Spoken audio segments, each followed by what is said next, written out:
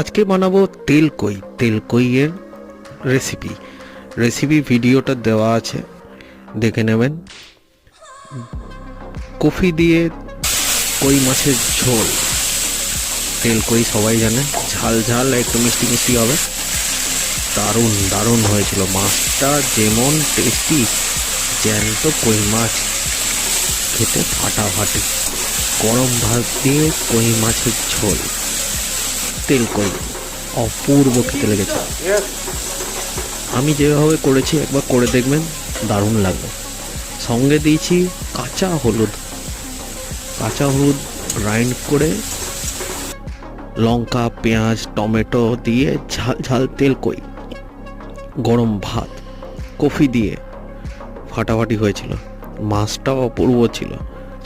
So রেসিপিটা দেখবেন, কেমন লাগলো জানাবেন। দেখা হচ্ছে পরের ভিডিওতে।